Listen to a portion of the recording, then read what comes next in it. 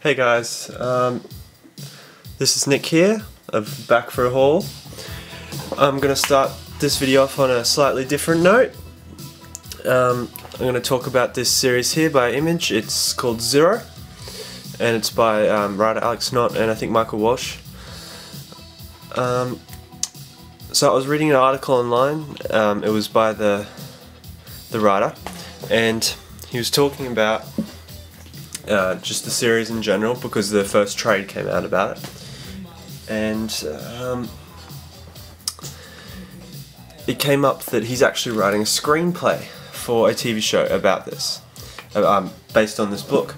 So I thought, okay, that's cool. You know, I've got this book. I always thought it was something along the lines that could be developed into a TV show. So I picked it up at first because I saw the cover and I thought this is really cool. Actually, just starting off, there's 4 different versions of this first issue cover. So yeah, I think the rarest one is there's a phantom variant. I only have this one. This is probably my favourite one out of all of them though anyway. So yeah, the writer's developing a screenplay for a TV show, so I thought this has a lot of potential to jump up and be, you know, in the future, if it progresses, to be worth a little bit. I picked it up because I try and pick up as many, you know, indies and stuff, because I pick up a lot of Marvel books mostly, but I pick up some Image books as well, and this is one of them, and I wanted to show off because I haven't seen too many people talk about it. I don't think I've really seen anyone talk about it. It's a really good book. It's like a spy thriller. It's set like 20 years in the future. You've got the main character who's like being created into this secret agent kind of guy, and you know, it's got really good art. They're all standalone, all the issues. So it's like a standalone story based around a core arc that runs through, and it's just about him. It's kind of like a flash in the future and a flashback kind of thing, and the art in each one is awesome, and that's a lot of the reason why I picked it up in the first place. Was I opened this book and I was like, this is really cool, and it's that kind of like David Aja style art, like in Hawkeye. This, for the first one, it changes as it goes along. I'm going to show off each cover just to show you how it changes. So you've got one there. Oh wait, that's 3. Sorry. One there. Then we've got number 2. And I love this cover. It's friggin' awesome. You get the little dude here. So this one, Tradmore did this one. Clayton Cowles is the other person who's on this book permanently. So next, that's number 3. This is an awesome cover. I love the art on this cover. It's just friggin' great. And sorry, I'm just gonna see if I'm focused properly. Yeah, I am. Next, number 4.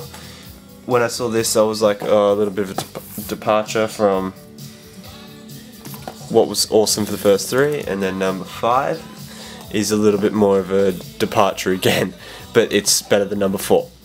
Okay, so I wanted to talk about that for that reason, because I thought this is something that it's definitely something. Zero is definitely something that has potential to get to be, you know, a book that, you know, could be worth a bit, and it's a great read anyway. So I think more people should be picking it up if they're not. I'm not too sure because I haven't seen too many people, but yeah. So there's that. Okay, we'll get on to the next stuff. Just give me 1 sec. I just gotta pull some stuff out. Okay, there we go. So we'll start off. These are all Silver Age books, and I'm going to say that for some reason I have a thing for 1967 this past few weeks. Strange Tales 168. Everybody knows this is. I'm going to push this in a little bit. Sorry, you guys can't see as well. There we go. Everybody knows this is the last issue in the original run of Strange Tales. Great Steranko art, some on the Nick Fury story. A lot of the time I buy these mostly for the Nick Fury stories more so than the Doctor Strange. I enjoy the Doctor Strange stories, but I just find the Nick Fury stories better, and especially if they're Steranko ones, which this one is, and I loved it. I thought it was really good.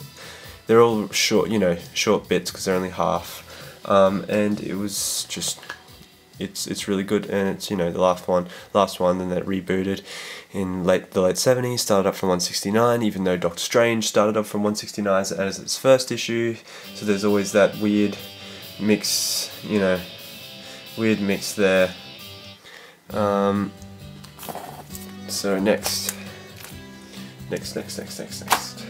we have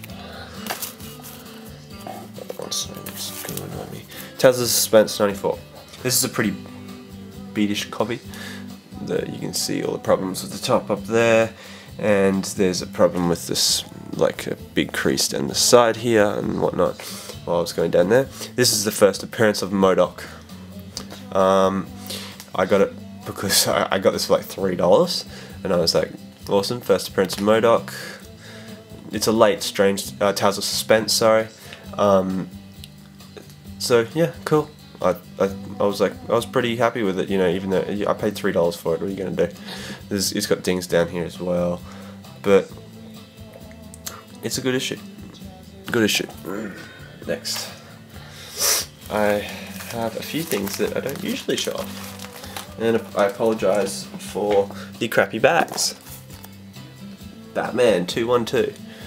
Yeah, see, you'll glare up here already because this bag is crap. Nothing too special about these. This one has a pretty bad, you can see the problems there, along there. Sorry, it's really out of focus. I'm not going to focus in.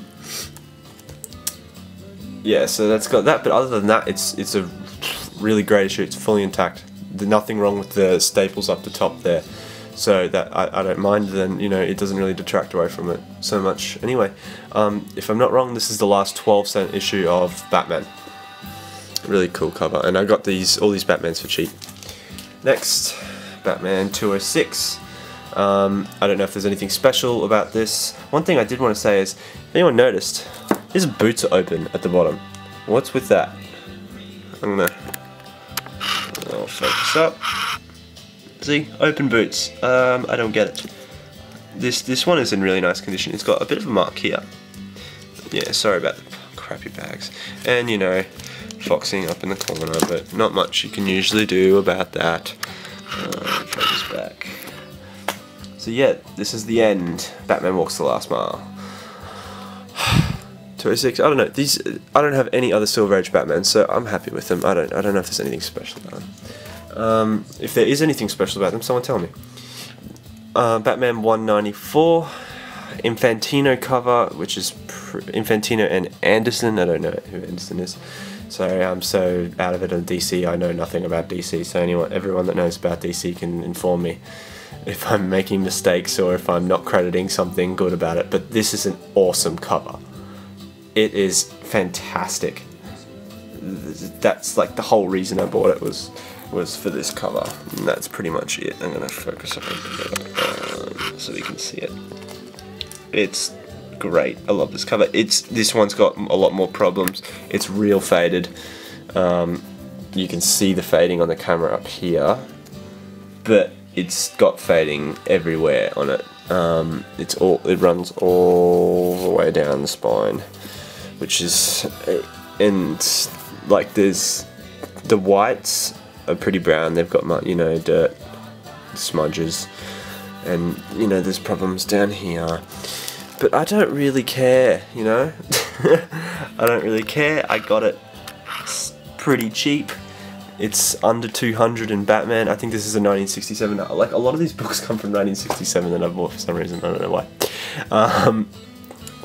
It's cool. That's all I'm gonna say. The smash hit of the year, the blockbuster goes Batmad.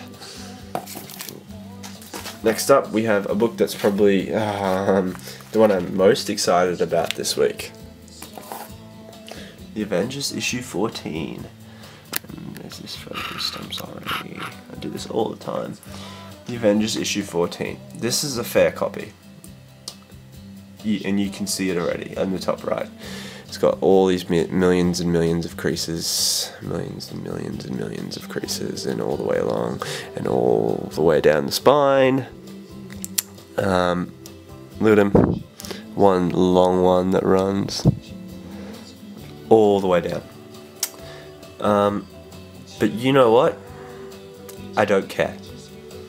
It's an extremely early issue of the Avengers. It's the earliest issue of the Avengers that I have. It actually, if I'm not wrong, it predates the earliest issue of the Amazing Spider-Man that I have, which is 29. So that's pretty depressing, since Amazing Spider-Man is really my focus and Avengers is like my second tier focus. So I got this for like $10, so I'm really very happy with it. One interesting thing about this is the second time the catchphrase Avengers Assemble is used. It's first used by Thor in issue 10, and then he uses it again in this issue. I just did some research and found out about that, and I love this purple cover. You don't see, I don't know, you do see purple covers, yeah, but I don't really have many. So there's that, and the last book of the week. That's what I was just talking about. Amazing Spider-Man 38. I paid a little bit for this. I won it with shipping. It was probably like $34, and it was marked. I'll tell you now. It was marked on eBay at fair, and this guy was selling a lot of early Spideys, a lot of them. Not a lot as in a group, but like individually, a lot of them. And it ran from probably, I think, 23 all the way through to about 45, or maybe higher than that. I managed to get my hands on only this one, because all the others started going really high, which is a shame, because this is the one I least wanted compared to some of the other ones. Like, I had a chance at a 31, but it started to get, oh shit, sorry, the price started to get too high for me, so I had to bail out, and I managed to get this one at a decent price. Anyway, it was marked at fair, but I don't think it's fair. I think it's good. It's tanned as hell. It's definitely really tan. Like, I'm sure this is meant to be white. It's cream now. That doesn't bother me so much. The book is perfectly intact. There is, like, you can read it like a book you bought off the shelf today. That's how intact it is. Down the side, straight as, you've got a little fold in the corner there. That's only a fold. That's because I haven't opened it and fixed that yet. But it's not ripped. It's just a fold. Square. Little bit of tiny bit of foxing here. I don't think there's like even one spine stress. There's a little bit of tiny bit of creasing down here, and there's a smudgy stain and like a little dent. It looks like someone had a piece of paper on top and wrote something on the paper, and it's just pushed through. Other than that, this book is like perfect, and it's the last issue Steve Ditko drew. A lot of the reason I'm not particularly so excited about this book is probably because I don't really like the cover. It's just a combination of different things that are actually inside the issue. Like, I'm pretty sure this image is on page 13, and then these are just panels from various pages. And I know lots of books do that, but it's slightly a bit of a cop-out. It's almost like Steve Ditko got to his last one. I was like, fuck it, I don't want to draw anything for the cover, so I'll just take bits from the story and make them bigger. Sorry. But yeah, one interesting thing about this book is towards the end, this is an anecdote about it, towards the end, there's a bust that supposedly looks like Ned Leeds, and Peter's pissed off, and he's he's Spider-Man, dressed as Spider-Man. I mean, he's in his outfit, whatever. Fights and whatever, and he's in some warehouse, and it finishes and whatever, and he's pissed off that Ned Leeds is supposedly going to be proposing to Betty, and he's upset about that because he has his affair, not affair, but his first real interest is with Betty, other than Liz. So anyway, so he's pissed off that Ned Leeds is going to, and he sees this mannequin and he punches the mannequin like out of anger that Ned Leeds is going to propose to her. And towards the end of the story, you know, he's like, okay, yeah, blah blah, and he's all fine with Ned and whatever. But there's this rumor that I read online while I was just looking up stuff about this book before I did the video, and it's that the mannequin actually looked a lot like what Stan Lee looked like back then, and it's supposedly kind of like Steve Ditko's last shot at Stan before he left the title, which is, yeah. So that's that. I don't know. I think Steve Ditko definitely doesn't get enough credit for what he did for Spider-Man. What he did for a lot of characters, definitely. You know, if it wasn't for him, he wouldn't have, you know, they wouldn't be here, they wouldn't look anything like what they look like. We wouldn't, you know, have a lot of the heroes that we love today. But at the same time, if it wasn't for Stan, you know, he's the one that really came up with the ideas. I'm on this side. I know a lot of people are going to be on Ditko's side, but if it wasn't for Stan, you know, we wouldn't have a lot of the people. He really, you know, thought them up, whatever. A lot of people, also Steve Ditko obviously thought up what he's going to look like and everything, did all that. He also was extremely creative. He, you know, plotted a lot of these, the vast majority of these ones, and that was because, you know, they had such a terrible working relationship. And this is all stuff everybody knows, obviously.